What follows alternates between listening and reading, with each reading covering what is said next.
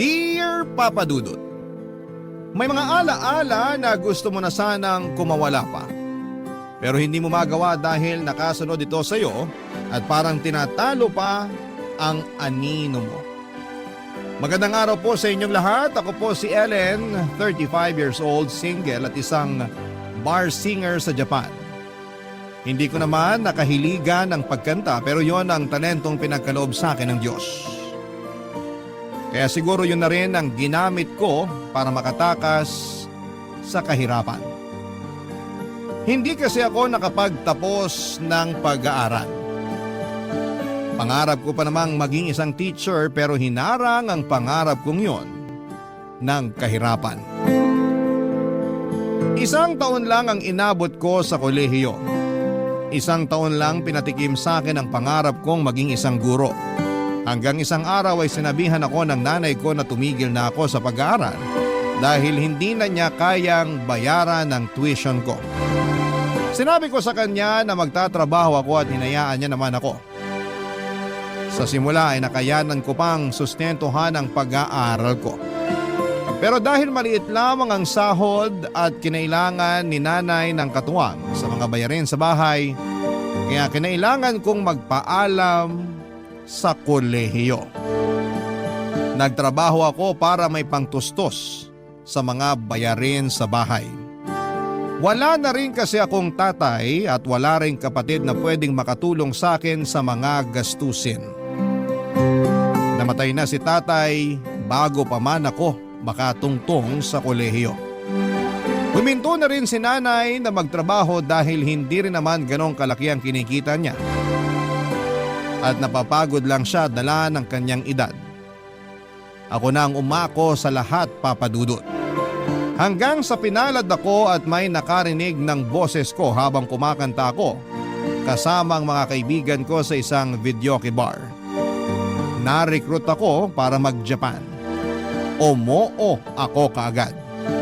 Kung yun ang paraan para makaahon na sa hirap, Papa Dudut. 25 anyos ako nang makapag-Japan. Pinaghirapan kong ipunin ang bawat natatanggap kong sahod at tip para makabili ng bagong bahay. Nakapagpagawa na ako ng bahay sa awa ng Diyos. Lagi ako nakikibalita noon kay nanay sa bahay at positibo naman lagi ang feedback. Excited na ako noon na matirhan sa wakas ang bahay na pinaghirapan ko. At nung umuwi ako nitong nakaraan ay nalaman kong ayaw palang tumira ni nanay doon.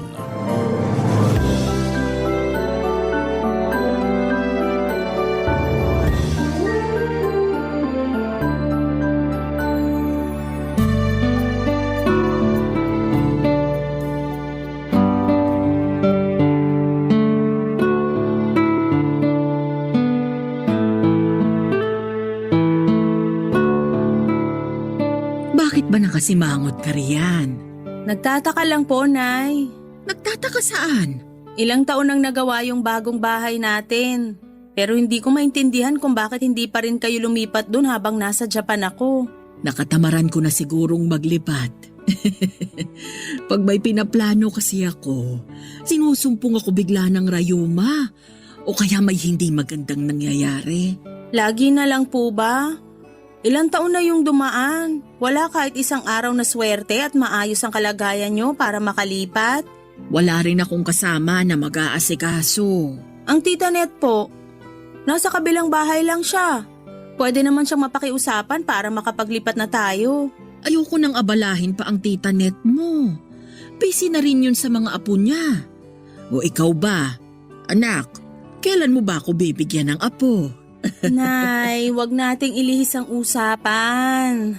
Maghahanap ako na maglilipat ng mga gamit natin habang hindi pa ako bumabalik ng Japan. Huwag ka nang mag-abala.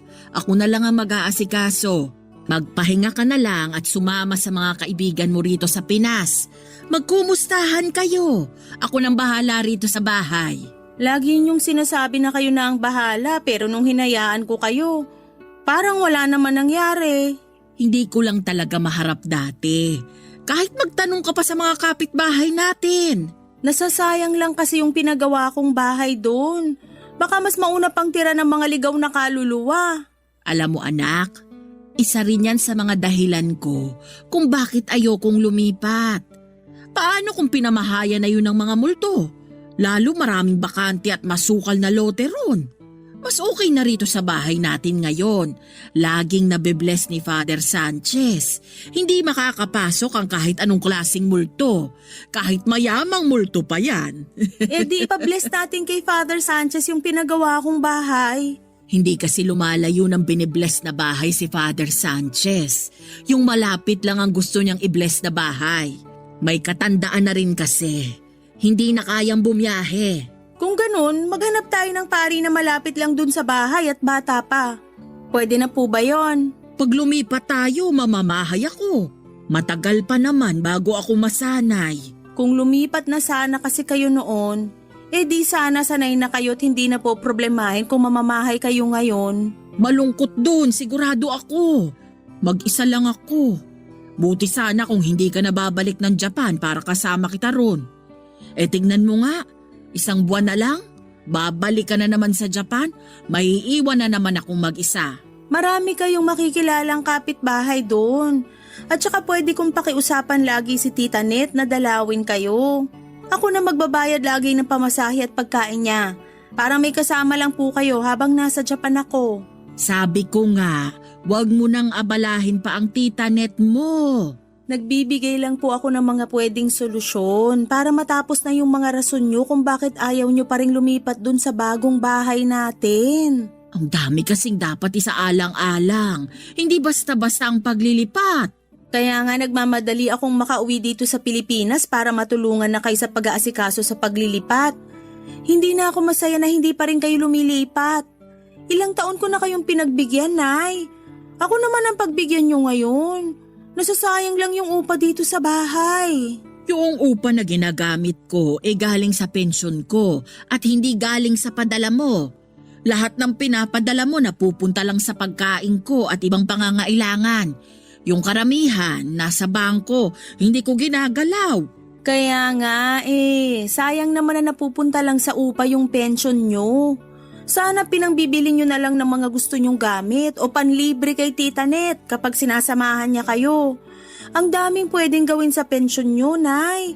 Huwag na sana upa rito sa bahay kasi may sarili na tayong bahay. Naintindihan nyo po ba? Ako naman ata ang hindi mo maintindihan. Sabihin nyo sa akin, Nay, kung paano ko kayo iintindihin. Kasi hindi ko talaga maintindihan kung bakit mas pinipili nyo pa rin manirahan dito sa lumang inuupahan natin. Puro nasira, mainit na at masikip. Ang laki ng bahay na pinagawa ko para sa inyo. Hindi mo talaga ako maintindihan.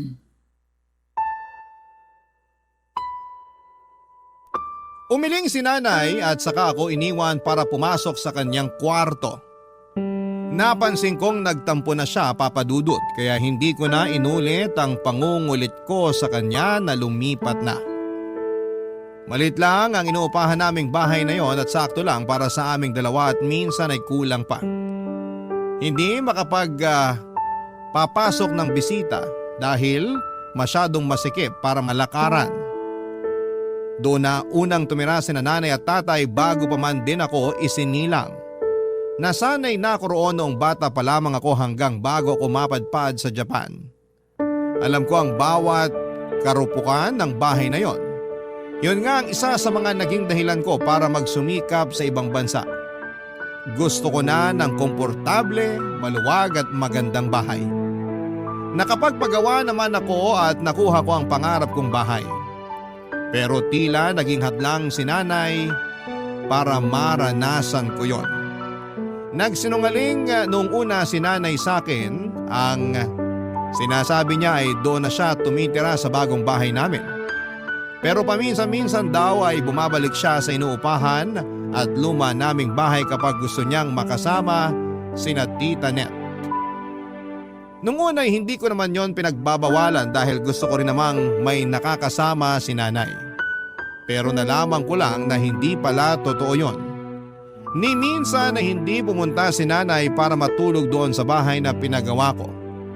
Totoong pinupuntahan niya pero para lang linisan kapag napupuno na ng alikabok o di naman kaya kapag kakatapos ng bagyo. pero hindi siya nanatili roon ng isang buong araw o isang buong gabi man lang. Kaya nagpa siya na akong umuwi muna ng Pilipinas para makumbinsi siyang lumipat na.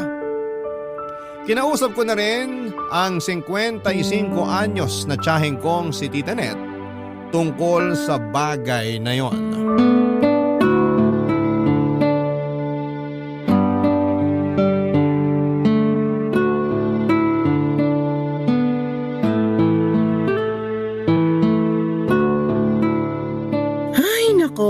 Ilang taong ko na pinagsasabihan ng nanay mo na lumipat na doon sa bahay na pinagawa mo. Aba, kaswerte na nga niya at maraming naghahangad ng sariling bahay. Pero siya naman tong tumatanggi ron. Hindi niyo po ba siya makumbinse para makalipat na bago ako bumalik ng Japan? Nako, ang problema riyan, kahit makumbinsi mo siyang lumipat doon, baka bumalik siya ulit sa dati niyong bahay kapag nakaalis ka na ng Pinas. Kilala ko ang nanay mo, alam kong gagawin niya yon. Kilala ko rin po ang nanay ko at tama kayo. Gagawin nga niya yon. Ilang taon din niya akong pinaniwala noon na doon siya nakatira sa pinagawa kong bahay. Kung hindi ko pa kayo kinausap, hindi ko pa malalaman. Ayoko nga sanang sabihin sa'yo dahil ayoko namang makialam sa buhay niyo mag-inay. Pero dapat na rin matauhan ang bahay niyo. Di naman sa dinadalangin, pero paano kung may masasamang loob at pag nakawan yun? Lalo't walang nagbabantay. Madali lang matiktikan, ha?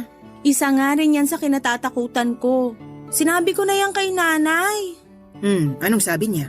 Mas lalo raw niyang ayaw lumipat dahil baka pag nanakawan daw yung bahay namin yon, baka pati siya mapano. Ang nanay mo talaga, laging may dahilan para hindi tumira sa bahay na yun. Nagtataka na rin kasi ko. Maganda yung pinagawa kong bahay. Malawak at safe para sa katulad niyang may edad na. May hardin din para may mapagkakaabalahan siya. Lalo na't lagi niya nirereklamo na hindi siya natutuwa sa mga depaso na halaman namin. Gusto raw niya malawak na hardin. Yun naman yung binigay ko. Pero ayaw pa rin niyang tumira doon. Kung di pa yun maasikaso, baka pati ahas at daga maligaw na rin doon. Paano ko pa makukumbinsi si nanay, Tita Net? Hindi ko na rin alam, sa totoo lang. Napagod na nga rin akong kausapin siya tungkol dyan. Minsan, nagalit pa siya sa akin dahil mas marunong pa raw ako kaysa sa kanya. Iba na talaga kapag nagkakaedad Sa tuwing napagsasabihan mo, sumasama agad ang loob. Napansin ko na naman po yun. Nagtampo nga rin si nanay sa akin nung isang araw nung kinausap ko siya tungkol sa paglipat. Lalo na nung tinabla ko na lahat ng mga rason niya kung bakit ayaw niyang lumipat. Naku! Panigurado umusok ang ilong ng nanay mo sa tampo. Ayaw pa naman nun na hindi mo iniintindi ang mga rason niya kahit gaano pa yung kabaluktot. Huwag mo akong isusumbong Kaya nga hindi ko na rin alam ang gagawin. Gusto ko na rin tumira ron lalo na ngayong nagbabakasyon lang ako. Pero hindi ko naman siya magawang kumbinsihin na samahan ako dun sa bagong bahay. Ayaw talaga niya. Sabi pa niya, kung gusto ko raw, ako na lang matulog dun mag-isa. Siyempre ayoko naman. Nakakakonsensya kaya. Habang maayos ang tutulugan at kabuuan ng bahay ko, si nanay naman nagtitiis sa sira-sirang inuupahan naming bahay. Gets niyo naman ako, Tita Net, di ba? Naiintindihan kita, maniwala ka. Pero naiintindihan ko rin ang nanay mo. Paano po? Pag nagkakaedad ang isang tao, mas lalo siyang nagiging sentimental sa mga nakasanayan niya sa paligid niya, lalo ng mga bagay na nagpapaalala sa kanya sa nakaraan. Pakiramdam kasi nila, yun lang ang daan para mabalikan nilang nakaraan. Pakiramdam niya, dun sila mas masaya. Pero mas masaya naman yung ngayon. Lalo't nakakaangat na kami sa buhay, hindi kagaya ng dati. Totoong mas nakakaangat na kayo kaysa noon. Pero kung papapiliin ng nanay mo, malamang mas pipiliin niyang nakaraan kung kailan buhay pang tatay mo at kasama ka pa niya lagi at inaalagaan sa lumang inuupahan niyo. Natahimik ako sa huling mga sinabi ni Tita Net. Nakonsensya ako bigla. Paano kung totoo na mas masaya si nanay sa nakaraan dahil buo kaming pamilya at nakakasama pa niya ako lagi? Hindi ko naisip yon. Kaya lang ay paano ko siya makukumbinse na tapos na ang nakaraan at pwede na kaming bumuo pa ng mas masayang ala-ala sa kasalukuyan kahit marami nang nagbago sa paligid namin. Mukhang mahirap yon, Papa Dudut, ayon nga rin kay Tita Net. Sa nakaraan madalas komportable ang mga matatanda, lalo na yung mga nanay. Dahil sa nakaraan, pakiramdam nila ay may silbi pa sila. Kahit na hindi naman yon totoo, minsan daw o madalas ang mga tumatandang nanay ay nagiging emosyonal, lalo kapag may sariling buhay na ang mga anak nila. Mga anak na minsang inalagaan at naging dependent sa kanila. Kaya naman masakit sa loob ko marahil ni nanay sa pagbabago na gusto ko. Dahil pakiramdam niya, mas lalo lang nawawala ang alaala ng pagkabata ko sa kanya. At dahil nga sa mga naging usapan namin ni Tita Net ay naliwanagan ako kahit papaano sa sitwasyon ni nanay. Pero hindi pa rin nagbabago ang desisyon kong lumipat pa rin kami sa pinagawa kong bahay dahil yun naman ang tama. Oras na para sa pagbabago. Pero ang tanging magagawa ko lang noon ay dahan-dahanin si nanay sa proseso. Hindi yun madali para sa kanya. Yun ang na-realize ko. Kaya ako dapat ang mag-adjust. Hindi ko lang alam kung papaano. Dahil minsan ay mahina ang pasensya ko sa mga makukupad sa pagbabago. Pero nanay ko naman yon. Baka humaba pa ang pasensya ko sa kanya basta't lagi ko lang tatandaan na malaki ang naging sakripisyo niya para sa akin. Isang maliit na bagay na lang ang pagpapasensya ko kapalit ng maraming magagandang bagay na sinantabi ni nanay para sa sarili niya. Mabigyan lang ako ng buhay na maayos, Papa Dudut. Barangay Love Stories. Barangay Love Stories. Ang lumang inuupahan namin, kung tatanungin ninyo ang itsura, Papa Dudut, ay hindi talaga kaaya-aya sa paningin. May 2 maliit na kwarto na tuwing bumabagyo ay unang tinatamaan ng tulo sa kisame. Nakailang beses nang pinagawa yon pero ganun pa rin. Kailangan na raw gibain mismo ang bubungan at ibang parte ng bahay pero ayaw naman yung ipagawa ng may-ari. Sinabi ko na noon na kami na ang magpapagawa at ibabawas na lamang sa upa pero ayaw pa rin.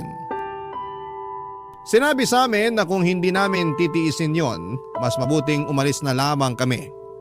Kung ako lang ay umalis na kami, Papa Dudut, matagal na. Pero si nanay ang humihindi. Hindi raw kami aalis doon. Hindi naman daw palagian ng bagyo at meron naman daw kaming pangsalok ng mga tulo. Doon ako naiinis kay nanay dahil hindi niya makita kung gaano ka-hassle yon. Sa kusina laging pinamamahaya ng mga ipis at daga dahil marupok na ang mga kahoy na ginamit doon at dahil doon ay mabilis lamang yung nangangat-ngat ng mga daga at pinapasukan pa ng ibang insekto. Nakailang beses nang pinaospital si nanay dahil sa kagat ng mga daga pero hindi pa rin siya natuto. Hindi naman daw sinasadya yon ng mga daga at aksidente lamang yon. Nagawa pa niyang ipagtanggol ang mga daga. Sinikap na lang niyang tapalan yon lagi ng mga tarpaulin na iniipon niya tuwing eleksyon. Yon ang pinangtatapal niya sa mga butas at hindi ako natutuwa doon. Tumutulo din sa sala namin lalo na sa pwesto kung nasaan ang saksakan ng TV namin. Laging napupuyat si nanay para bantayan yon. Natiis ko yon noon pero noong nakaluwag-luwag na kami sa buhay, ayoko nang tiisin pa yon. Mas lalong ayokong makita si nanay na tinitiis pa rin yon. Meron naman na kaming pera para makaalis sa nakasanayan naming hirap, handa na ako. Kay nanay na lamang talaga nagkakatalo, Papa Dudut.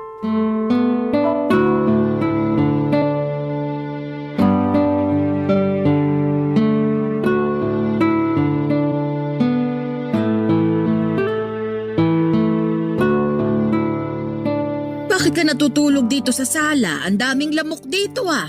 Tumutulo na naman sa kwarto ko, Nay. Naku, bakit kaya? Hindi naman bumabagyo. Sakto lang ang buhos ng ulan. Kasi po siguro rumupok na talaga yung kisame dahil sobrang luma na. Nareremedyohan pa rin naman kasi. Pero hanggang kailan po natin reremedyohan lahat ng sira dito sa bahay?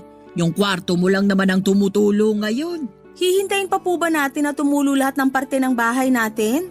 Maya-maya lang pupusta ako. Next na tong sala na tutulo. Kung ipapanalangin mo, magkakatotoo talaga. Hirap na rin ako makatulog sa kwarto ko, Nay. Ang init. Hindi na kaya ng electric fan. Ang init dito sa Pinas. Nasanay ka lang sa lamig sa Japan. Masasanay ka ulit sa init dito. May 1 buwan ka pa. Gusto ko nang makatikim ng lamig ng aircon, Nay. Kung bakit naman kasi pinalagay mo yung aircon dun sa pinagawa mong bahay eh. Imbes na dito mo nalang pinalagay. Talagang doon ko ipapalagay kasi doon ko naman balak gamitin. Eh di magtiis ka sa init sa kwarto mo ngayon. Nay, hindi na talaga ako komportableng tumira dito sa bahay. Komportable pa naman ako. Paano naman po ako? 1 beses ka lang naman sa loob ng 2 taon bago umuwi. Tiisin mo na lang. Hindi ko na dapat tiisin to kasi nakapagpagawa na ako ng bahay na magiging komportable tayo pareho.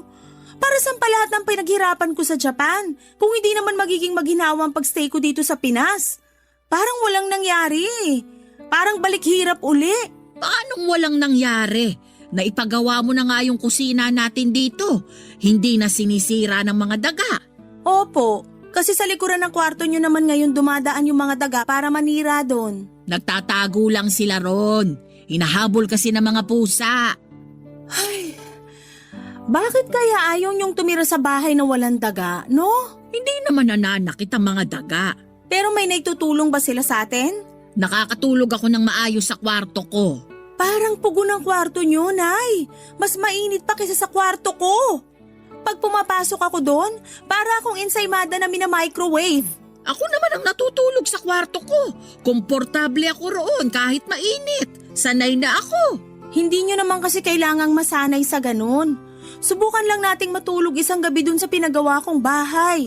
1 gabi lang, para makita nyo ang kaibahan. Matanda na ako masyado para masanay sa mga bago. Hindi na natin pwedeng gamitin yan, Nay. Kaya nga ako nagtrabaho sa Japan para makapagbigay ng magandang pagbabago sa inyo. Ayoko nang nakikitang napeperwisyo kayo tuwing tag-ulan dito sa bahay. Ako yung napapagod sa kakareklamo nyo sa mga tulo sa kisame. Pati yung mga saksakan na hindi na gumagana dahil laging pinapasukan ng tubig at mga insekto. Ako yung natatakot para sa inyo. Paano kung isang araw hindi nyo mabantayan yung mga saksakan natin? Pwedeng pagmulan nyo ng sunog. Mabilis lang ako makaamoy ng usok kahit natutulog ako. Huwag mo na akong problemahin. So mas gusto nyo na paghandaan na lang lagi ang sunog dito sa bahay? Aasahan nyo na lang lagi? Ni hindi nyo man lang gustuhin na tumira sa bahay na hindi basta-basta pagmumula ng sunog o kahit anong disgrasya? Wala namang nangyaring ganyan dito sa bahay mula nang umalis ka papuntang Japan. Nabantayan ko ng maayos tong bahay. Di sana pala, di na lang ako nagpagawa ng bahay natin. Sinasayang nyo lang yun. Ang daming gustong magkaroon ng sariling bahay pero kayo mas gusto nyo pa dito. Mas gusto nyo pang nagbabayad ng upa sa bahay na dapat hindi na nga ginagawang bahay. Dala siguro ng kawalan ko ng maayos na tulog kaya nasagot ko si nanay ng ganon. Hindi ko naman yon sinasadya, Papa Dudut. Napuno na lamang din ako kung paano niya sabihin ang mga rason niya. Ang dami ng negatibong nakikita sa bawat sulok ng inuupahan naming bahay pero nagagawa pa rin ni nanay na makitang maganda ang mga yon. Alam kong sinasabi niya lamang yon, Papa Dudut, dahil ayaw niyang lumipat kami ng bahay. Hindi naman na nakipagtalo pa sa akin si nanay, Papa Dudut. Pinasok na lamang niya ang kwarto ko at doon ay nagbantay ng tulo. Nilabas niya ang isa sa arenola na ginagamit lang kapag may tumutulo sa bahay. Sinabi niyang doon muna siya matutulog sa kwarto ko para makapagtapon ng mga maiipong tulo sa kisame. Hinayaan ko na siya para hindi na kami magtalo pa at para makita niya kung gaano kahasel ang bahay na sira na. Kilala ko naman si nanay bilang isang taong mahirap mag-let go. Mula sa mga tao sa buhay niya hanggang sa mga pinakalumang garapon ng mayonnaise. Hindi niya yon tinatapon dahil ang rason niya ay may paggagamitan pa naman daw. Pero lumipas na ang ilang dekada ay hindi pa rin niya alam kung saan niya gagamitin ang ilang karton ng garapon ng mayonnaise na naipon niya. Sinabi kong ipagbili na lamang niya sa mga nangangalakal pero sinabi niyang mas mapapakinabangan niya raw yon. Pero halos bumagsak na ang isang cabinet namin kung saan nakalagay ang mga inipon niyang garapon ng mayonnaise ay hindi pa rin niya yon nagagamit. Sa pagkakatanda ko, Papa Dudut, buhay pa noon si tatay nang itambak ni nanay ang mga garapon na yon sa aming cabinet. Kinabukasan habang nagkakape ako sa kusina, nilapitan ako ni nanay para ipakita ang mga lumang gamit na tinatago niya.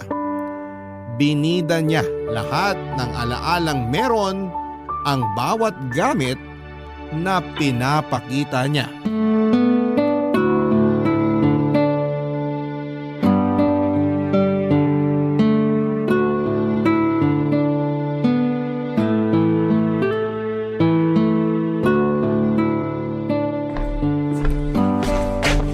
Anak, may ipapakita ko sa'yo.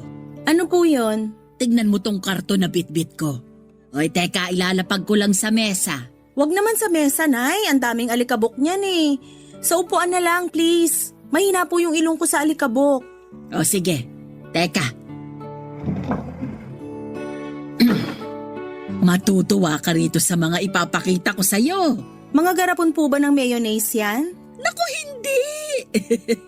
Mga pinaglumaang gamit mo. Baka mamaya may magsilabasan pang ipis dyan at mga bubuwit. Nay, ayoko pong makita yan. Bakit naman hindi? Habang nagbabantay ako ng tulo sa kwarto mo, naalala kong nilagay ko pala ito sa pinakataas na parte ng cabinet mo. Kinuha ko. Natuwa ako na hindi pa nasira ang mga inilagay ko rito sa karton. Nakakapagtaka nga. Halos lahat ng gamit ko sa kwarto nasira na dahil sa mga tulo sa kisame. Himala na nakasurvive yung laman ng karton na yan. Siniksik ko talaga sa dulo ng cabinet itong karton, kaya hindi naapektuhan ng mga tulo sa kwarto mo. Pag hindi na mapapakinabangan at makakadagdag lang po ng kalat dito sa bahay, ibigay na lang sa mga nangangalakal o kaya itapon na lang. Ay, hindi pwede! Bakit ko naman itatapon tong unang tsupo na ginamit mo? Regalo sa'yo to ng tita Net mo. Binili niya sa unang sahod sa unang trabaho niya. Ang cute! Sige na nga, itago po natin yan. O, andito pa rin ang pusod mo. Nakasiksik sa lumang medyas mo nung bata ka. Tinago niyo talaga yan, Nay? Pampaswerte raw kasi ito, lalo kapag binitin sa kisame. Kaso laging tumutulo sa kisame natin, kaya itinago ko na lang sa medyas mo. Sa kapaalala ito na minsang koneksyon nating mag-ina. Paalala ito na galing ka sa akin.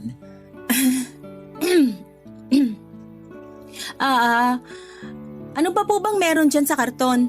Andito rin ang coloring book mo nung kinder ka. Patingin nga po. Grabe! Kinulayan ko talaga ng blue yung puno at green ang kalangitan. Sabi mo kasi pangarap mong makakita ng puno na kulay blue.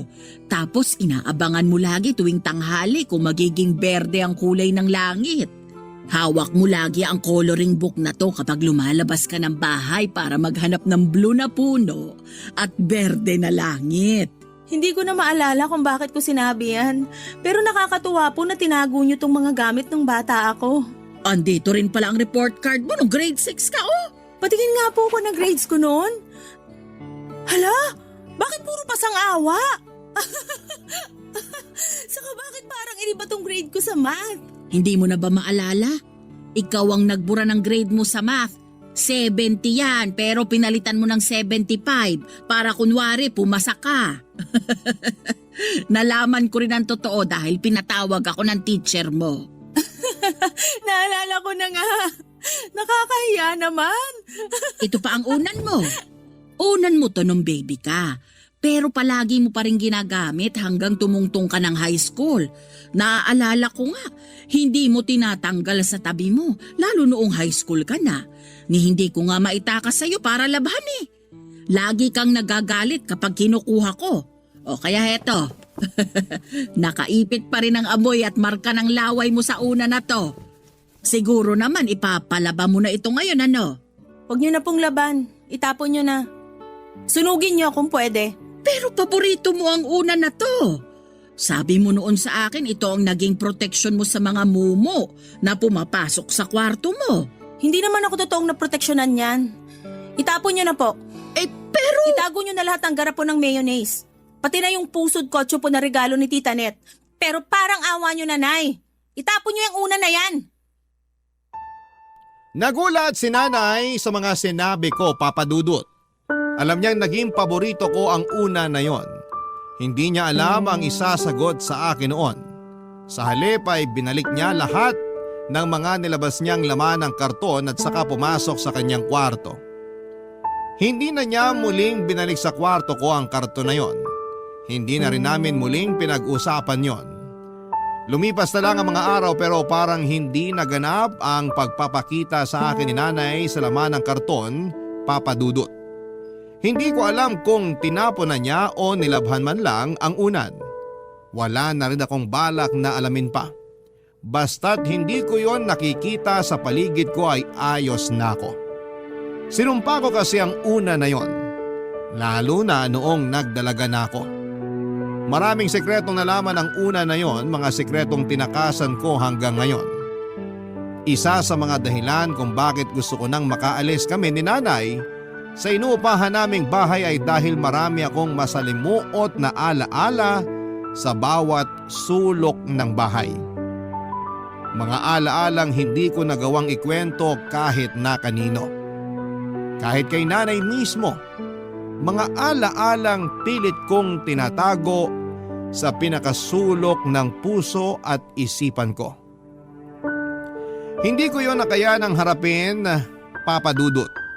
Kaya nga nang pumunta ako ng Japan, inakala kong matatakasan ko na ang mga alaalang yon. Pero hindi pala, Papa Dudut. Sinundan ako ng mga alaalang yon hanggang sa pag-alis ko ng bansa. Akala kong malaking tulong na hindi na ako nakatira sa inuupahan naming bahay pero hindi pala. May mga bagay akong handa nang sabihin ngayon. Sa susunod na parte ng kwento ko, sisiguraduhin kong maiintindihan ninyo kung bakit kating-kati akong lumayas sa inuupahan naming bahay ni nanay ng mga panahong yon, Papa Dudut. Barangay Love Stories. Barangay Love Stories.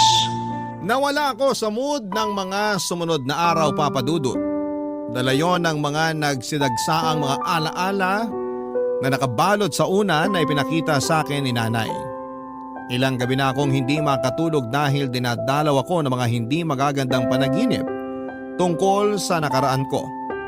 Mga panaginip na binalikan ako dahil hindi ko nagawang kumprontahin. At nang mga oras na yon ay para akong inuusig para sa wakas ay harapin na. Pero hindi ko kaya. Muli na naman akong nagtago. Nagpaalam ako kay nanay na roon muna tutuloy sa pinagawa kong bahay. Nagbaon ako ng mga kailangan ko para sa ilang araw na pananatili ko doon.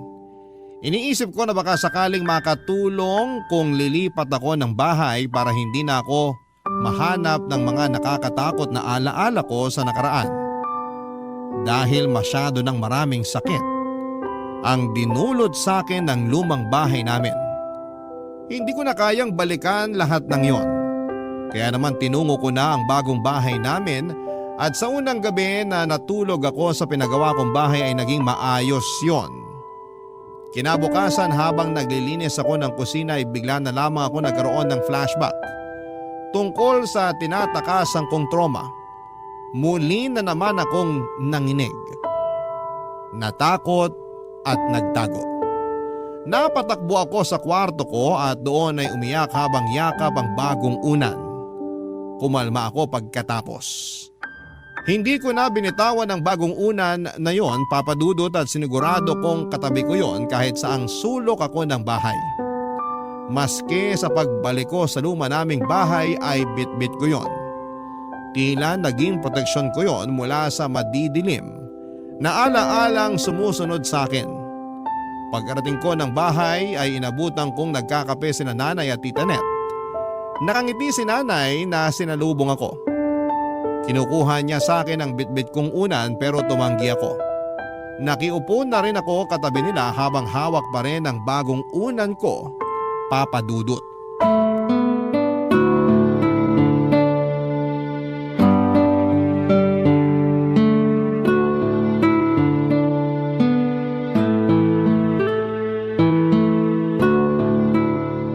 Ayaw mo talagang bitawan muna ang unan mo, anak?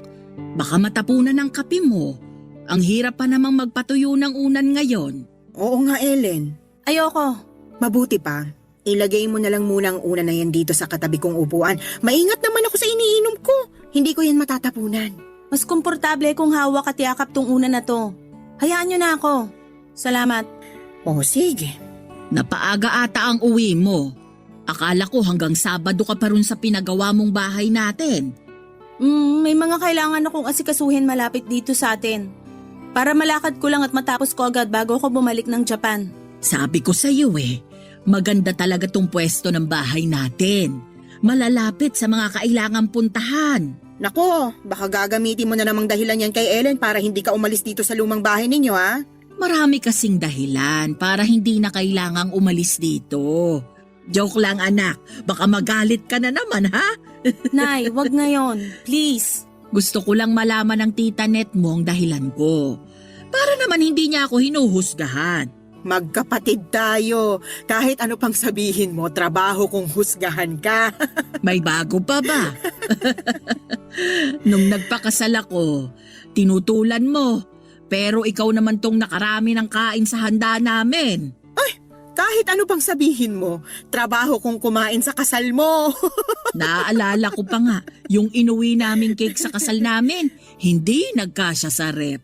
Yan ba yung pagkagising nyo kinaumagahan?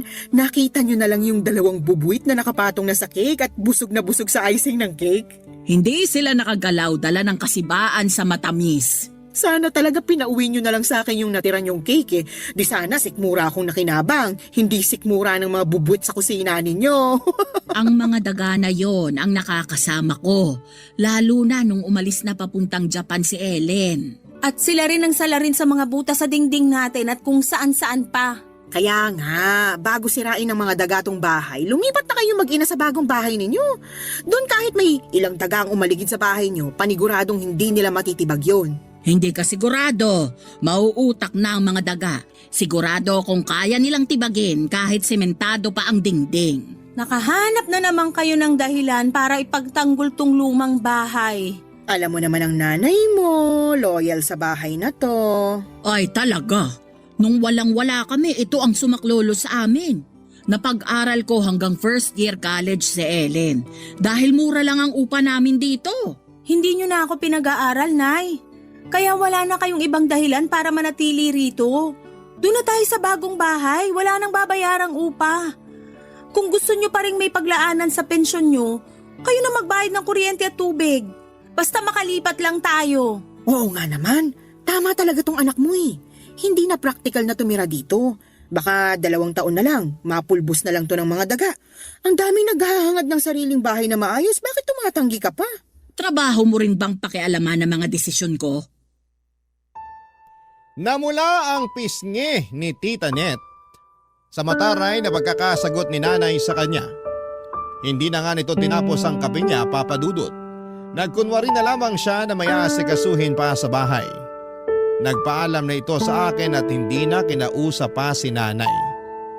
Habang inaayos ni nanay ang pinagkapihan nilang magkapatid ay nakaupo pa rin ako habang yakap ang unan ko. Hindi rin ako kinausap ni nanay, Papa Dudut. Nanatili siyang tahimik hanggang sa paghuhugas ng mga tasang ginamit nilang magkapatid. Nagtungo ako sa kwarto ko, bitbit ang bagong unan ko. Hindi ko may paliwanag ang nararamdaman ko noon at halos 2 linggo na lamang ay babalik na akong muli sa Japan. Pero wala pa ring progress pagdating sa pagkumbinsi ko kay nanay na lumipat na kami. Nakahanda na roon sa bahay namin ang mga bagong gamit. Kompleto na lahat ng mga appliance. Mga appliance na matagal na niyang hinihiling kay tatay noong nabubuhay pa ito. Binigay ko naman pero bakit parang nawala na ang pangarap niyang yon. Nakatulugan ko na ang kakaisip sa kung paano pa makukumbinsi si nanay na lumipat na hanggang sa naklakbay ang isipan ko patungo sa isang nakaraan na pilit kong tinatalikuran. Nanaginip ako. Nasa kwarto raw ako noon natutulog at naririnig ko ang pagtatalo ni nanay at tatay dahil natanggal sa trabaho si tatay. Niyakap ko ang lumang unan ko. Ang unan na nakasilid sa karton na ipinakita sa akin ni nanay. Niyakap ko yon na para bang nakadepende roon ng proteksyon ko.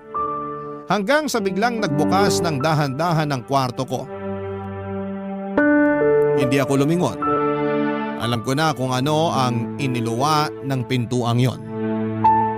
Napahigpit muli ang yakap ko sa lumang unan, Papa Dudut. Hanggang sa bigla na lang akong nagising at napasigaw. Doon na pumasok si nanay sa kwarto ko. Nanginginig ako noon habang yakap ang bagong unan ko, Papa Dudut.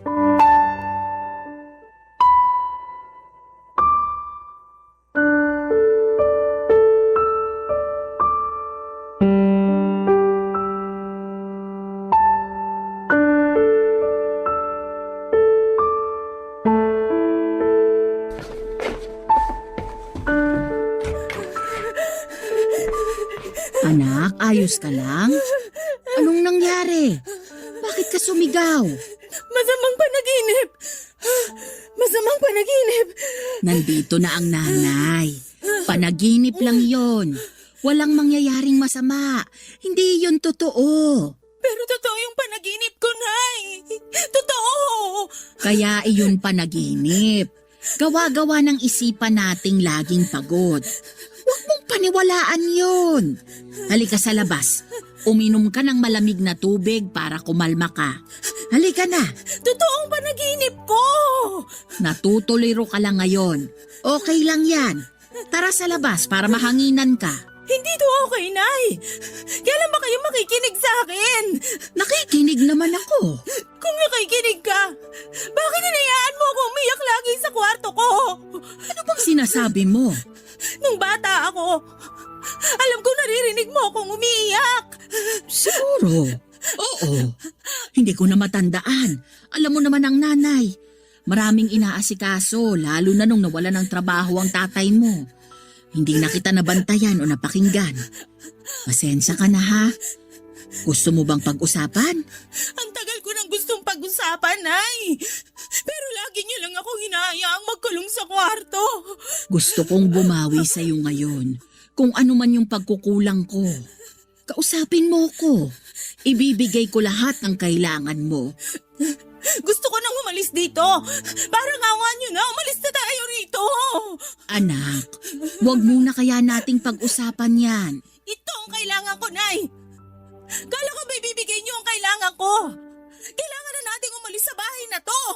Bakit ba nagmamadali kang umalis? Minamadali po ba kita? Kasi ilang taon na ako nangungulit sa inyo na lumipat na kayo dun sa bagong bahay para makapagsimula na tayo ng bagong buhay natin. Bakit ba kailangan baguhin ang buhay natin? Masaya naman tayo sa ganito. Sa dati. Kayo lang! Hindi ako naging masaya sa bahay na to! Dahil masyado ng maganda ang tinirhan mong bahay sa Japan. Dahil mas matibay ang pinagawa mong bahay kaysa rito. Baka nakakalimutan mo.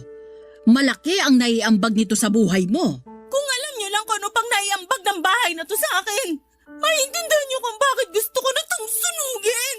Wala akong maalalang ginawang masama sa'yo ng bahay na to para pagsalitaan mo ng ganyan. Siguro nga hindi itong bahay na tong nakagawa ng masama sa akin, pero yung taong tumira dito, meron!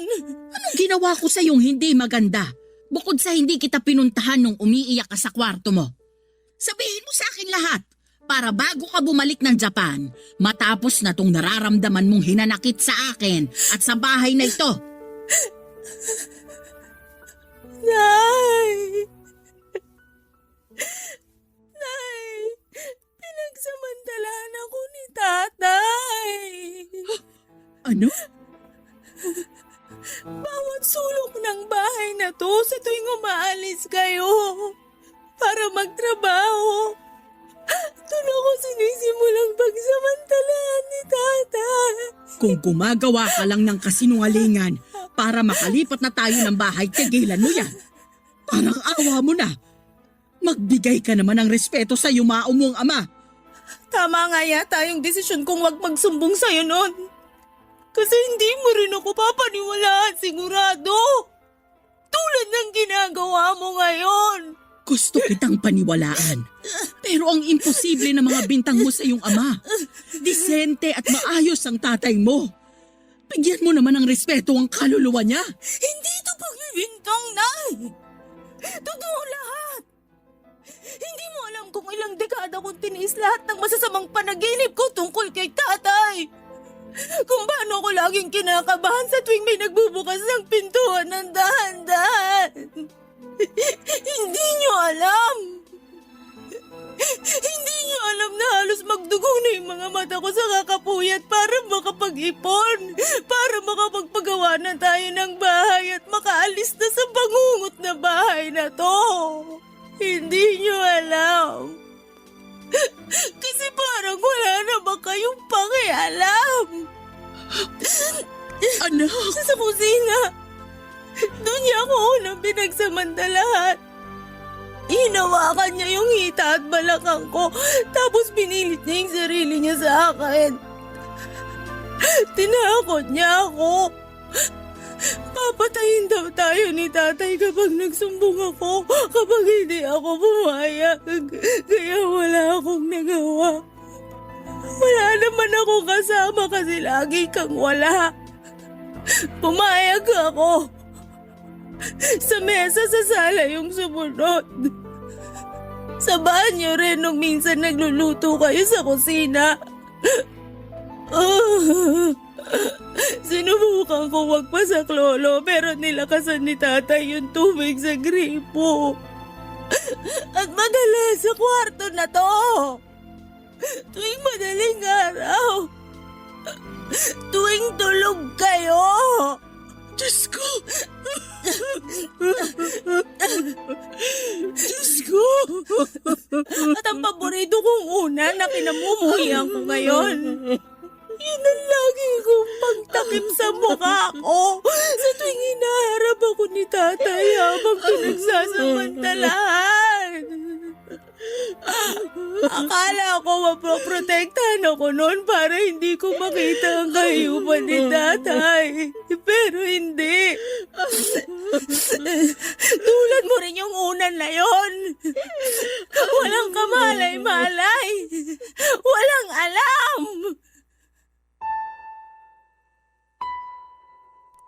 May mga alaala na gusto mo na lang sanang kumawala pero hindi mo magawa dahil nakasunod ito sa iyo at parang tinatalo pa ang anino mo. Niyakap ko ng mahigpit ang bagong unan ko at hinayaan kong tumulo doon ang mga luha kong matagal nang pinipigilan. Hindi malaman ni nanay ang gagawin noon at palakad-lakad siya habang kagat ang kanyang mga daliri. Alam kong ikinabigla niya ang mga revelasyon ko, Papa Dudut, hanggang sa bigla na lamang siyang lumabas ng bahay. Nilabas lahat ng mga bag namin at siniksik doon ang mga damit ko, Papa Dudut. Nagtaka ako. Nang mapuno niya ang dalawang malaking bag ng mga damit ko ay sa kanya ako niyakap at sinabing aalis kami sa bahay na yon. Tinulungan ko siyang mag-impake ng mga damit niya. Iniwan namin ang mga lumang kagamitan namin, kabilang na ang lumang unan ko. Oras na para makapagsimula ng bago. Yun ang sinabi ni nanay. Si nanay na sa una ay natakot sa pagbabago pero kinaya niya para sa kapakanan ko.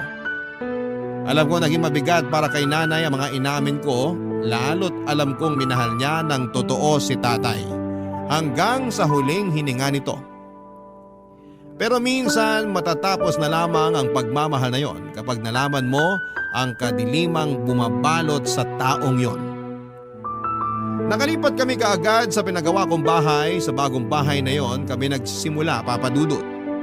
Pinasya ko na rin huwag na munang bumalik ng Japan at makasama muna si nanay. Parehas kaming kailangang hilumin ang naging sugat na dala ni tatay sa buhay namin. Magsisimula kami, magsisimula ulit. Wala na ang anino na mga masasamang nangyari sa lumang bahay dahil sa wakas, nakatakas na kami doon. Nakatakas na kami mula sa mga multo ng nakaraan at matagal kong inasam yon. Sa ngayon, Papa Dudut, ay kapwa kami nagpapaterapi ni nanay dahil sa mga trauma na inabot ko sa aking ama. Kinailangan namin ng mga makakatulong sa aming sitwasyon para hindi na kami dalawin pa ng mga nakakatakot na pangyayaring yun. Kaya sana para sa lahat ng mga inabuso ay magawa ninyo sanang makatakbo palayo sa mga taong gumawa niyan sa inyo at makakapamuhay kayo sa mas maayos na lugar. Kasama ang mga taong mahal kayo at bibigyan kayo ng proteksyon. At ang pangako, hindi na mauulit ang naranasan ninyong kadiliman. Hanggang dito na lamang po ang aking liham, Papa Dudut. Naway nakapaghatid po ito ng aral at ng lakas para sa mga katulad kong may pinagdadaanan. Muli maraming salamat sa pakikinig. Ang inyong kapuso at kabarangay forever, Ellen. Dear Papa Dudut, halos lahat ng relasyon ay nagsisimula sa mga ngiti at tawanan. Lalo na kapag matagal na panahon ang naging pundasyon nito. At mga alaala na binuo ng mga taong nakapaligid sa kanila. Pero hindi lahat ng relasyon ay nauuwi sa panghabang buhay na kasiyahan. At hindi lahat ng paghihiwalay ay may mapait na katapusan. Kumusta po, Papa Dudut? Sana po ay nasa mabuti kayong kalusugan sa oras na matanggap ninyo itong sulat ko.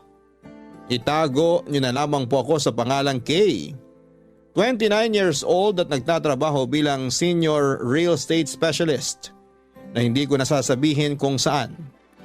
Alam ko kasi na magiging pamilyar sa ibang kabarangay natin ang kwentong ibabahagi ko sa tanghaling ito.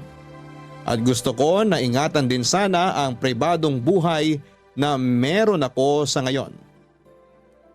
Nasa third year high school ako nang maging boyfriend ko si Dave na noon ay kaklase ko rin. Umabot hanggang college ang relasyon naming dalawa dahil mabait talaga ang boyfriend ko. Bukod sa pagiging mabait, sobrang sweet niya rin at mahilig siya sa mga sorpresa. Isa na nga sa mga ginawa niya na hindi ko makakalimutan ay yung pagkanta niya sa akin. Kasama ng ibang choir member sa labas ng university namin habang may hawak siyang bouquet ng roses sa araw ng mga puso. Maraming estudyante ang nakakita at kinilig dahil sa ginawang pagsorpresa sa akin ni Dave, Papa Dudut.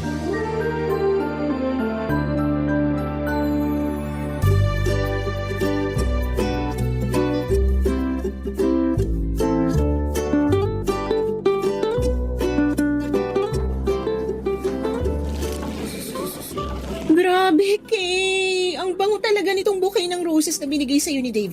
Fresh na fresh! Sinabi mo pa? Tapos ang laki pa ng bouquet na yan. Ang bigat bitbitin kanina habang naglalakad ako papunta dito sa classroom natin. Naku, kung ako lang ang may ganitong kaganda at kalaking bouquet ng roses, baka inikot ko pa ang buong university. Ang lakas kaya makaganda ng ganitong bulaklak. Ang lakas nga makaganda pero nakakapagod namang bitbitin. Si Dave kasi, hindi na ako hinatid hanggang dito sa classroom natin. Bakit nga hindi ka niya hinatid? Nagulat ako nung makita kitang naglalakad mag-isa palapit dito sa classroom habang nasa may pinto ako. Hindi ko na nga napigilan na salubungin ka kasi amoy ko kaagad yung mga bulaklak na to na bitbit mo kanina. May practice kasi sila ng basketball. Tumakas lang siya saglit para abangan ako sa labas malapit sa may entrance ng university natin.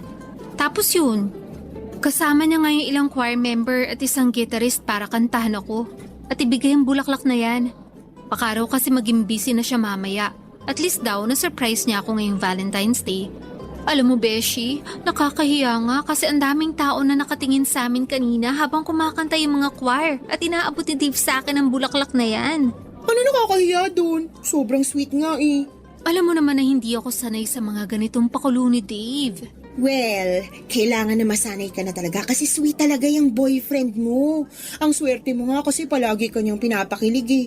Sana talaga, kapag nagka-boyfriend ako, yung kasing sweet at kasing gwapo ni Dave, hindi ko na talaga papakawalan pa yun. Para namang sinabi mo na may pagnanasa ka sa boyfriend ko.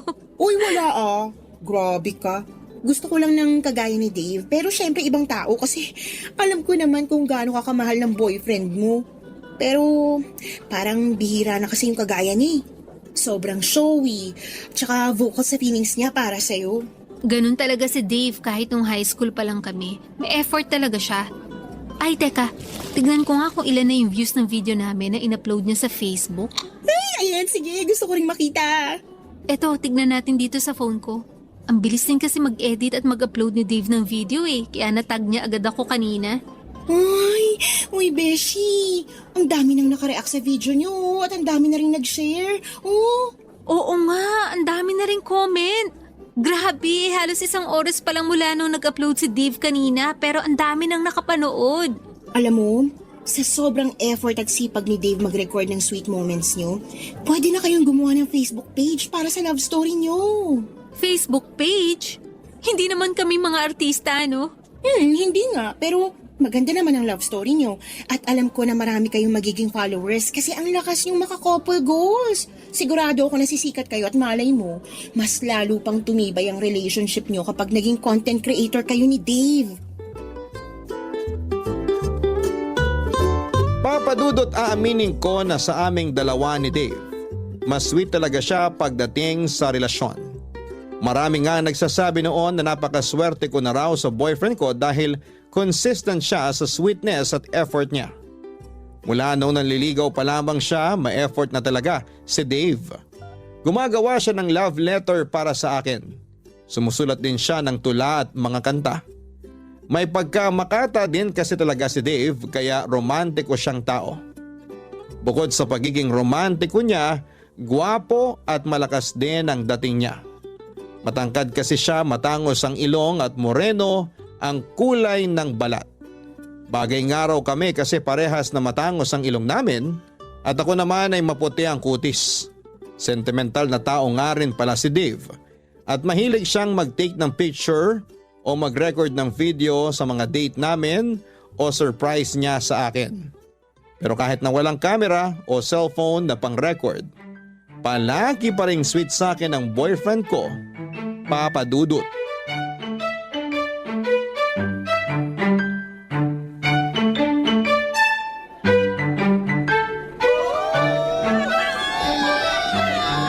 Congratulations, mahal! Congratulations din, mahal! Sa wakas, natapos na rin natin ang college! Nakatapos tayo ng walang kahit na anong binagsak na subject. Oo nga, mahal. Kahit pareho tayong nahirapan talaga, walang sumuko sa atin. Tinutulungan din kasi natin noon ang isa't isa. Lalo na kapag malapit na ang finals natin. Kahit magkaiba tayo ng course at mga subject, sabay pa rin tayo nagre-review. Alam mo, mahal, akala ko nga hindi na ako makakasabay sa'yo na graduate. Bakit naman? Kasi di ba, may 2 major subject ako na muntik ko nang maibagsak. Oo, naalala ko yun.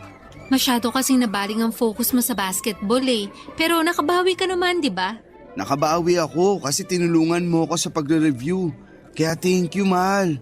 Kasi kahit alam ko na pagod ka rin, hindi mo yun pinakita at pinaramdam sa akin. Alam ko rin kasi na kailangan mo ko. Kaya binigay ko lahat ng suporta at pagmamahal ko sa iyo. At dahil dyan, may gusto akong ibigay sa'yo. Ano yun? Eto, oh. Anong laman ng maliit na kahon na yan? Buksan mo para malaman mo. O sige, ito bubuksan ko na. Mahal, ang ganda naman ng singsing na to. Teka, isusuot ko muna sa daliri mo ang singsing. Ayan, bagay sa daliri mo, mahal. Sana nagustuhan mo ang regalo ko sa'yo. Sobrang nagustuhan ko kasi ang ganda ng design niya. Ang kinang, tsaka bagay na bagay sa daliri ko. Hindi pa yan engagement ring, ha? Promise ring pa lang yan. Naaalagaan at mamahalin kita palagi. At ganun din ang gagawin ko, mahal. Nandito lang ako palagi para mahalin at alagaan ka. Thank you para sa singsing na to, ha? At sa lahat ng pag-aalaga mo sa akin. Wala yun, mahal. Masaya ako at nagustuhan mo ang regalo ko sa'yo. Saktong-sakto rin pala talaga sa'yo ang singsing na to. Alam mo talagang sukat ng daliri ko, ha? Siyempre naman, kasi palagi kong hawak ang kamay mo. Kung pwede nga lang, hindi ko nabitawan para masigurado ko na sa akin ka na talaga forever. Kahit naman hindi mo hawak ang kamay ko, sinisiguro ko sa'yo na sa'yo lang ako, mahal. Forever! Ay, grabe! Napaka-sweet naman talaga ng couple na to. Ayan po guys, naka-live po tayo ngayon at kita nyo naman kung gaano kasweet ang dalawang kaibigan ko. Friends, mag-hi naman kayo bago ko i-stop ang live na to sa Facebook page nyo. Naka-live ka, Beshi? Oo, sa Facebook page nyo. Mag-hi na kayo ni Dave kasi ang daming nanonood ngayon dito sa live video ko. Hi guys! Thank you sa mga nanonood palagi ng live namin sa Facebook. Thank you rin sa mga nag-congrats guys. Lalo na sa palaging nagme-message at comment sa mga posts namin. Thank you always for all your support. Ayun guys, salamat ulit sa mga nanood. I-end ko na muna tong live natin ngayon Bye! Uy, Beshi! Kanina ka pa ba talaga dyan? Oo, nagtago lang ako dun sa may likod ng malaking puno para makunan ko ng live sa Facebook page niyo yung pagbigay sa'yo ni Dave ng promise ring. Alam mo yung tungkol sa promise ring? Oo, mahal. Sinabi ko kay Menga yung lahat ng plano ko tungkol sa araw na to. Alam ko kasi na maraming followers natin ang nag-aabang kung anong ibibigay ko sa'yo para sa graduation day natin. Kaya naisipan ko na makisuyo kay Mengay na hawakan ng cellphone ko at i-live niya sa Facebook page natin ang pagbibigay ko sa'yo ng promise ring. Grabe! Ang ganda ng plano niyong dalawa, ha? Ang galing din kasi ni Dave na mag-isip ng pakulo at surprise para sa'yo. Pero, congratulations kasi meron na kayong 100,000 followers sa Facebook page ninyo. Talaga? 100,000 followers na agad? Oo, mahal. Kaninang umaga ko lang din nakita nung inabot ko kay Mengay ang cellphone ko. Congratulations, mahal! Congratulations sa ating dalawa, mahal!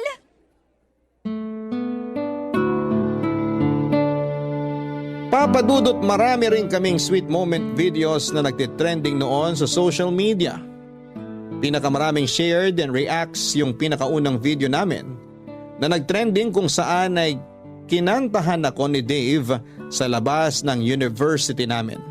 Ang daming nagsabi na sana lahat ay may kagaya ni Dave na sobrang sweet na boyfriend. Vocal and showy si Dave mula pa lang noong manligaw siya sa akin. Ang nakakatuwa pa doon ay gumagawa siya ng paraan para mapalapit sa mga kaibigan ko.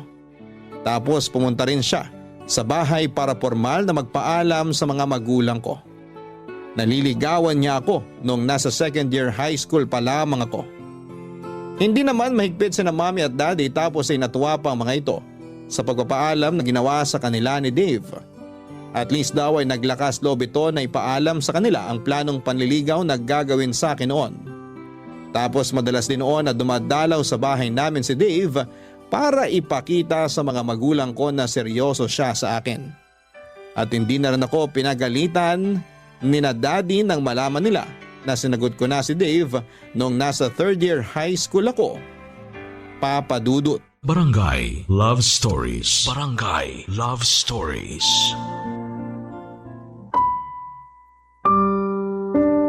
Papadudot na unang lumaki ang number ng followers namin ni Dave sa Facebook profile namin dahil sa mga trending sweet video namin.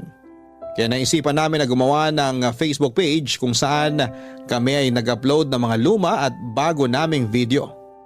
Nakakatuwa kasi hanggang sa page na yon ay tumaas agad ang number ng followers namin ni Dave. Hanggang sa naisipan na nga namin gumawa ng content kagaya ng pagpaprank at pagsusurprise sa isa't isa. Dahil si Dave nga ang mas may effort at mas sweet, siya yung madalas na gumagawa ng content, nagvi-video o nag-surprise sa akin.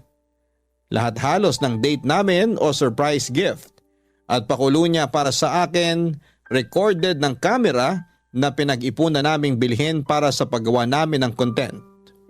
At sa paglaki pa ng number ng followers namin sa iba't ibang social media account, nagsimula na rin kaming kumita ng pera dahil sa mga content na ina-upload namin.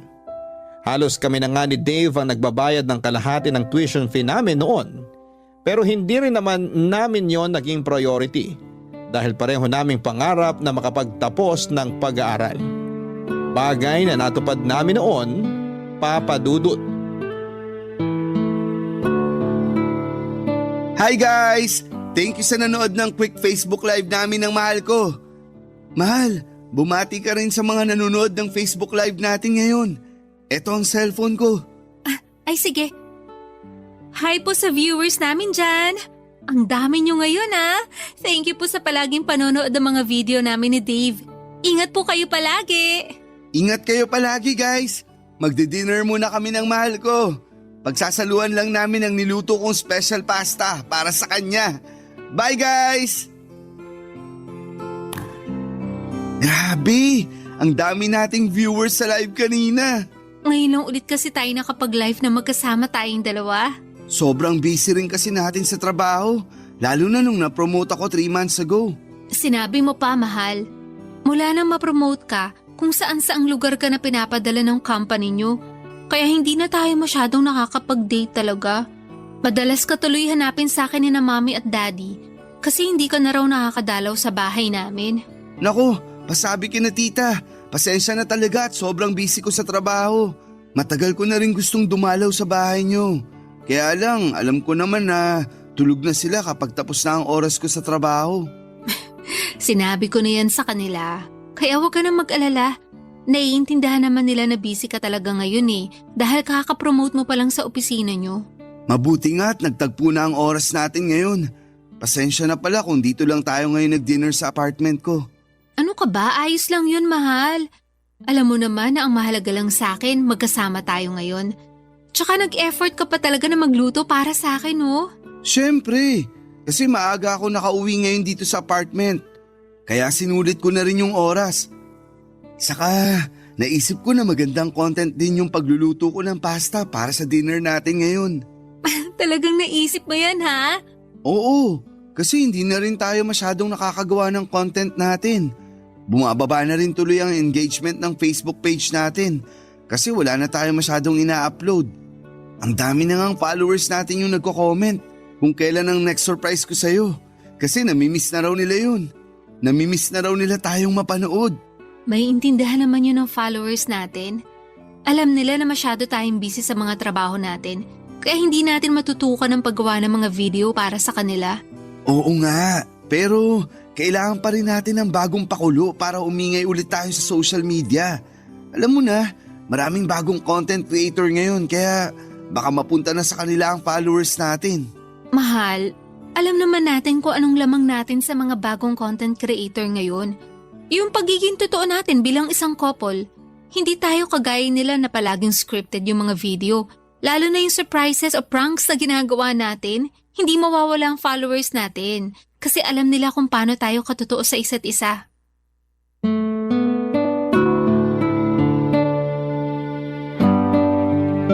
Papadudot, hindi talaga namin pinangarap o plinano ni Dave na maging sikat na content creator. Gusto lang namin na i-share ang love story naming dalawa. Gusto naming magpakilig, magbigay ng good vibes at inspirasyon, pero priority pa rin namin ang pag-aaral namin. Hindi kami nagpasilaw sa kasikatan kahit lumampas na sa 100,000 ang followers namin sa Facebook at kumikita na talaga kami ng sarili naming pera. Mas pinili pa rin namin na ibalanse ang oras namin sa pag-aaral at paggawa ng content. Ang nasa isip namin noon ay hindi din naman magtatagal ang kasikatan namin. Hindi panghabang buhay ang pagiging content creator, pero panghabang buhay ang college diploma na makukuha namin. Kagaya ng sinasabi ng mga magulang namin, yon ang pamana nila sa amin na kailanman ay hindi mananakaw ng sino mang tao. Kaya naman pinagsumikapan pa rin naming makatapos ng pag-aaral. At nang makatapos kami ay doon namin nagsimulang makilala ang totoong buhay. Nang pagtatapos sa kolehiyo ang pinakaumpisa ng lahat ng mga totoong hirap at saya sa buhay ng isang tao, Papa Dudut.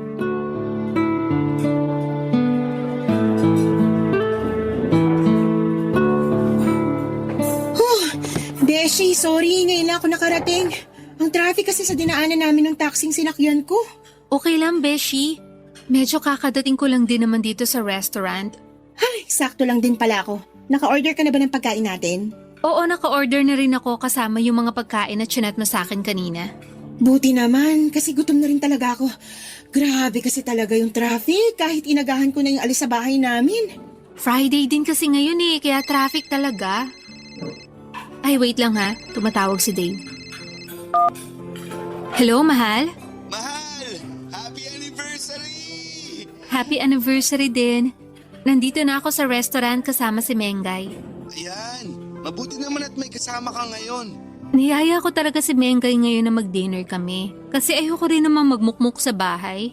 Sorry talaga, hindi tayo magkasama ngayon. Ayos lang. Kahit ang ganda na sana ng plano natin na out-of-town vacation para sa anniversary celebration natin. Mahal, sorry na talaga. Akala ko ba naiintindihan mo ako? Wala naman akong choice kundi ang intindihin ka, di ba? Kesa naman sa mag-away tayong dalawa. Ayoko rin naman na hindi ka makasama sa espesyal na araw na to. Isa pa, ginagawa ko rin naman to para sa future natin, mahal. Pero huwag kang mag-alala. May naisip na ako na mas magandang plano para sa anniversary natin. Aba, dapat lang na bumawi ka talaga sa akin kasi ang laki na ng atraso mo, mahal. Babawi talaga ako sa'yo saka sa followers natin. Sakto rin yung naisip ko na celebration para sa content na gagawin natin, mahal. Okay, sige. Sige na, mahal. Kailangan ko na rin bumalik sa loob kasi magsistart na ulit ang conference namin. Happy anniversary ulit. I love you. I love you too. Bye. Kaya pala ang lalim ng buntong hininga mo kasi anniversary nyo ngayon ni Dave. Ayun na nga, Beshi. Anniversary namin ngayon pero ikaw ang kasama ko. Sabi mo nga, at least may kasama ka ngayon na magandang date kahit wala ang boyfriend mo. Kasi nga wala naman akong choice. Nakakainis pa kasi parang mas pinaghahandaan pa niya yung content na yan kesa sa anniversary talaga namin. Naiintindihan ko naman siya kasi maraming nag-aabang sa anniversary nyo. Kahit madelay ang celebration nyo, ang mahalaga, makapag-upload siya ng bagong video ng surprise niya sa'yo. Beshi, hindi na surprise yun. Kasi alam ko na may gagawin siyang something para sa anniversary namin. Huwag mo na lang abangan para ma-surprise ka pa rin. Pero, Beshi, curious lang ako. Kumusta naman kayo? Okay naman. Okay naman na okay lang o okay naman na hindi talaga okay? Ewan ko. Yan na nga ba sinasabi ko eh. Kapag ganyan ang mga sagutan mo, medyo nakakakaba na yan. Pero baka kasi kulang lang talaga kayo sa quality time. Alam mo na, dapat talaga na mas dalasan yung date nyong dalawa eh. Yan din naman ang sinasabi ko sa kanya. At kapag bumabalik naman siya dito, bumabawi naman talaga siya sa akin. Naiinis lang ako kapag naglalabas na siya ng cellphone o camera. Tapos malalaman ko na lang na recorded pala lahat ng pakulo niyang sorpresa para sa akin. Hindi ko tuloy alam kung para sa akin pa ba talaga yung ginawa niya o para lang sa content na gusto niyang i-upload sa Facebook page namin. Beshi, syempre naman para sa'yo yun. Ewan ko, Beshi. Sa totoo lang, hindi ko na rin kasi alam kung saan papunta yung relasyon namin eh. Papa Dudut, iba talaga ang buhay estudyante sa buhay empleyado na. Nag-focus kami ni Dave sa kanya-kanya naming career at naging sideline na lamang ang pagiging content creator namin. Nang mga panahon na yon ay may kanya-kanya din kaming responsibilidad ni Dave sa pamilya namin. Pareho kaming panganay ni Dave sa magkakapatid at tinutulungan ang mga magulang namin sa mga gastusin sa bahay. Kaya pareho rin kami na naging workaholic ni Dave. Doon namin na-realize na mas masarap ang buhay estudyante na hindi masyadong kailangan na budget ng allowance na nakukuha namin mula sa mga magulang namin. Mas masarap ang pakiramdam noong kami lang ang tumatanggap ng pera. Kesa kami na yung nagtatrabaho at gumagawa ng paraan para kumita. Kaya sa sobrang focus namin ni Dave sa mga trabaho namin, unti-unti kaming nawala ng oras sa paggawa ng content para sa Facebook page namin. Pero hindi lang kami sa paggawa ng content na wala ng oras, kung hindi pati na rin sa relasyon namin, Papa Dudut. Barangay Love Stories. Barangay Love Stories. Papa Dudut, nang ma-mild stroke si Mommy ay mas nasubsob talaga ako noon sa pagtatrabaho. Sa awa ng Diyos, mabilis naman siyang nakarecover pero nag-resign na siya sa trabaho niya bilang teacher. Ayaw na rin kasi namin na mapagod pa siya sa pagtatrabaho at baka makasama pa sa kanya yon. Yon ang dahilan kung bakit mas madalas akong mapa-overtime sa opisina. Dahil dalawa na lamang kami ni Daddy na naging provider sa bahay namin. Bilang panganay, kailangan ko na tulungan ang mga magulang ko sa lahat ng responsibilidad sa bahay namin. Naging busy na rin noon si Dave sa pagtatrabaho niya dahil sunod-sunod ang naging promotion niya. Nang dahil doon ay madalas na pinapadala siya sa iba't ibang lugar para sa mga conference na may kinalaman sa trabaho nila. Halos parang naging LDR na rin ang setup namin dahil bihira na sa isang linggo kung magkita kami. Swerte na yung 3 o 4 na beses sa isang buwan. At yun na lang din ang oras namin sa paggawa ng content na ina-upload namin sa Facebook page namin, Papa Dudut.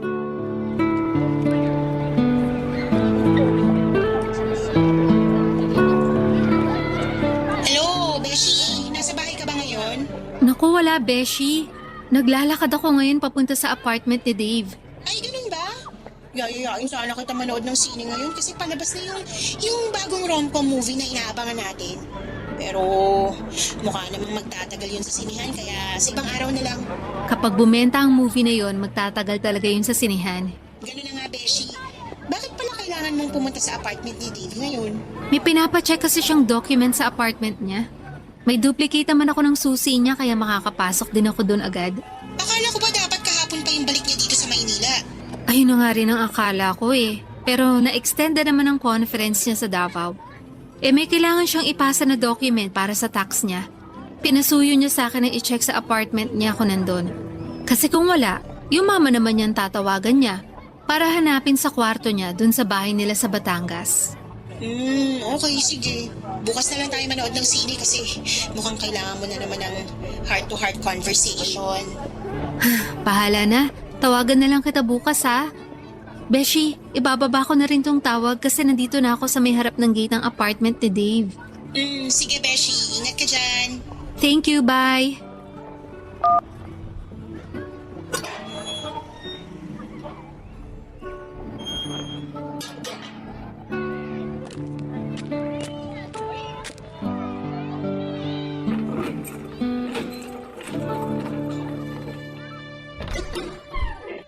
Surprise! Happy anniversary, mahal! Mahal? Akala ko next week ka pa makakauwi. Siyempre, hindi ko sinabi sa'yo na nakauwi na talaga ako kanina pa para ma-surprise kita. Happy anniversary! Happy anniversary din, mahal. Uy, ang ganda ng pagkakaset up mo dito sa sala ng apartment mo, ah. Ang daming balloons tsaka mga bulaklak. Tapos ang dami rin pagkain dito sa mesa. Sabi ko naman sa'yo, di ba? Babawi ako pagbalik ko dito sa Manila. Ikaw lang ba mag-isa nag-ayos nito? Siyempre, ako lang mag-isa. Ako rin ang nagluto ng mga paborito mong pagkain na nasa lamesa. Yang buttered shrimp, chicken adobo, chop suey, at hindi mawawala ang paborito mong dessert na buko pandan. Grabe, paborito ko talaga lahat ng yan. Pero ibig sabihin, mahal, mula na makauwi ka dito sa apartment, hindi ka pa talaga nagpapahinga? Hindi pa, kasi gusto ko talaga na unahing asikasuhin ng sorpresa ko sa'yo. Nagustuhan mo ba? O syempre naman. Pero ang pinakagusto ko sa lahat, yung nandito ka na at kasama na kita ngayon. Payakap nga sa mahal ko. Namiss kita, mahal. Kung alam mo lang, palagi kitang iniisip, lalo na kapag mag-isa lang ako sa kwarto. Namimiss ko yung mga yakap mo, kwentuhan natin, at lahat sa iyo, mahal. Sobrang namiss talaga kita. Paano ba yan, guys? Miss na daw ako ng mahal ko. So hanggang dito na lang muna ang video recording na to at babawi lang ako sa kanya. Mahal, paalam ka muna sa followers natin. Naka-record pala to sa camera mo. Bye-bye guys! Thank you sa mga bumati ng happy anniversary sa amin. Thank you guys! Bye! Ayan, nakastop na ang video recording ng camera ko. May nakatago ka palang camera. Oo, dito ko nilagay sa may maliit na lamesa. Tapos tinakpan ko nitong tela para hindi mo kaagad mapansin. Ang galing mo talaga magtago ng camera. Akala ko yung surprise mo sa akin. Wala na munang camera this time. Alam mo naman na hindi makukumpleto ang surprise ko kung walang camera. Kasi malulungkot ang followers natin. Actually, sa kanila nga galing ang idea ng surprise na to. May nabasa akong mga comment na ganitong surprise daw ang gawin ko para sa'yo. Buti nga hindi mo napansin yun.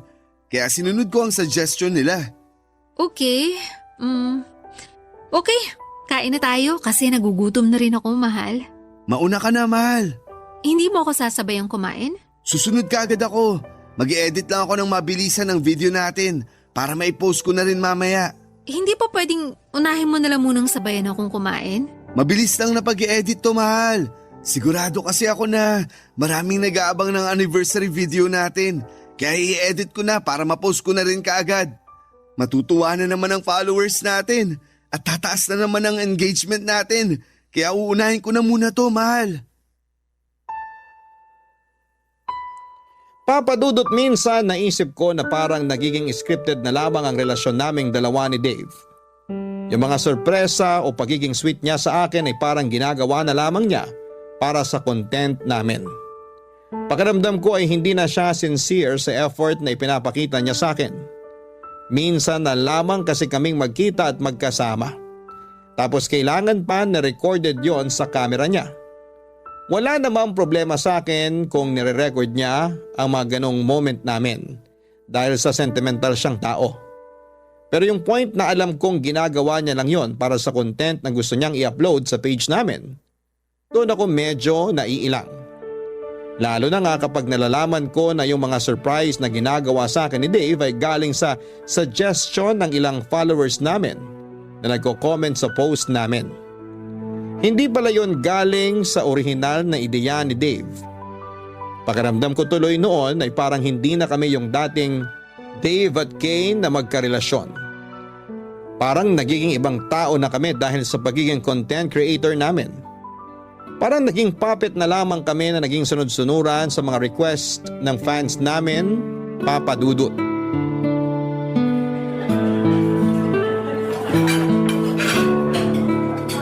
Nakakamiss talagang kumain sa restaurant na to, no? Sinabi mo pa. Naaalala ko nga nung unang beses na kumain tayo dito, hindi pa ganito kalaki yung restaurant na to. Pero ngayon tignan mo naman, no? Ang laki na ng pinagbago ng lugar na to. Oo, tama ka, mahal. Ang babaitin kasi ng mga staff dito, tsaka ng manager. Kaya hindi nakakapagtaka na tumagal at lumaki yung restaurant na to. Alam mo, feeling ko nga, mas lalaki pa to sa mga susunod na taon. Feeling ko rin. Ano po pinagkakaabalahan mo dyan at hindi maalis ang tingin mo sa cellphone na hawak mo? May pinapanood lang ako na videos ng mga couple na content creator. O tapos? Tapos kumukuha ako ng idea para sa susunod na content na pwede nating gawin. Alam mo na, para lalong kiligin ang followers natin. Kailangan din kasi nating bumawi sa kanila dahil ang tagal nila palaging naghihintay ng mga video content natin. Kaya yung next na gagawin natin, kailangan na maging masaya sila kahit hindi na masaya para sa ating dalawa yung ginagawa natin? Anong ibig mong sabihin? Alam mo ang ibig kong sabihin, Dave. Teka, hindi ko maintindihan, mahal. Bakit parang ang seryoso mo naman bigla dyan? May problema ba? Matagal na tayo may problema. Problema na hindi natin hinaharap. Minsan ba hindi mo natatanong sa sarili mo kung may direksyon pa ang relasyon nating dalawa? Kasi ako, Dave, yun ang palaging tanong ko sa sarili ko. Masaya naman tayo, di ba? Masaya tayo na may napapasaya tayo na ibang tao nang dahil sa relasyon natin. Pero hindi pwede na palagi na lang na maging masaya tayo nang dahil sa ibang tao. Hindi mo ba naiintindihan yun? Kay, parte na rin ang relasyon natin ng followers natin. Ganun ang buhay ng mga content creator. Obligasyon natin na pasayahin sila. Tayong dalawa magkarelasyon dito. At kahit kailan hindi natin sila naging obligasyon. Kasi sa totoo lang, wala naman silang ambag sa relasyon natin. Kaya hindi natin dapat paikutin sa kanila ang mga buhay natin. Akala ko ba gusto mo yung ginagawa natin? Dati oo. Kasi akala ko makakatulong sila para mas lalong tumatag ang relasyon natin. Pero hindi pala. Kasi lalo lang nilang pinagugulo yung mga buhay natin. Ayaw mo na bang ituloy ang pagiging content creator natin? Kaya mo bang ipagpatuloy ang relationship na to nang walang kahit anong kamerang nakatutok sa atin? Kasi Dave, sasabihin ko na sa iyo ang totoo.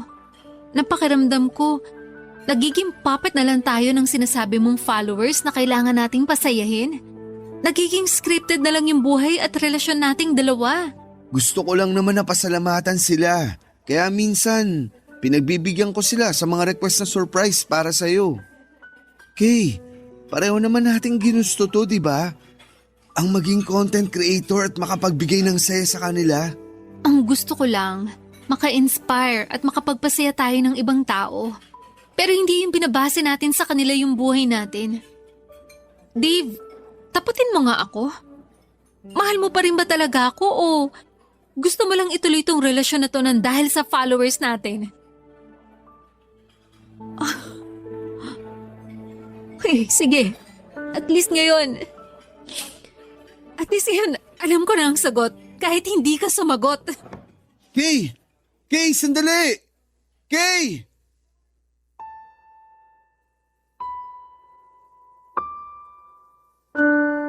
Papa Dudut, mas nakilala namin ni Dave ang isa't isa nang magkaroon na kami ng sarili-sarili naming responsibilidad sa pamilya namin.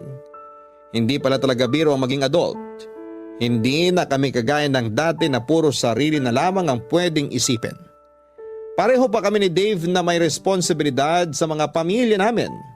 Pareho naming hindi pwede na maging priority ang relasyon naming dalawa. Umasa rin ako noon na makakatulong ang relasyon namin ang pagiging content creator na baka mas lalo naming mahalin at i-appreciate ang isa't isa, pero iba pala ang nangyari. Parang mas naging mababaw ang relasyon namin noon dahil sa mga taong nakasubaybay sa aming dalawa.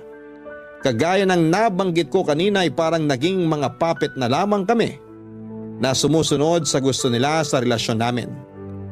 Aaminin ko na may mga videos kami noon na naging scripted na lamang din para lang mag-trending kami at hindi mawala sa spotlight. Mga fake pranks o scripted na surprises, date at kilig moment. Madalas na pinipeke na lamang namin ang saya na ipinapakita namin sa mga tao. Ginagawa namin yon para maging masaya ang followers namin. Ginagawa namin yon kahit na hindi na kami totoong masaya. Nang maramdaman ko na may problema na talaga sa relasyon namin, inisip ko na baka maayos pa namin yun ni Dave. Kasi syempre hindi rin naman biro yung ilang taon na nag-invest kami sa relasyon namin. Pero may mga problema at relasyon talaga na hindi na kayang ayusin. May pagmamahal na kapag nawala na, hindi na kayang ibalik pa. At yon ang nangyari sa amin ni Dave, Papa Dudut. Nagpapanggap na lamang kami na masaya para maging masaya ang followers namin. Pagpapanggap na hindi na namin kayang patagalin pa. Kaya naging mutual ang desisyon namin na tuluyan ng bitawan ang isa't isa. Papa Dudut, kasunod ng pagtatapos ng relasyon namin ni Dave, yung desisyon na tuluyan ng i-delete ang Facebook page namin. Hindi na rin kami gumawa ng official announcement tungkol sa paghihiwalay namin. Dahil pinag-usapan namin na doon magsisimula ang pagiging pribado ng kanya-kanya naming buhay. Tahimik, masaya at may peace of mind.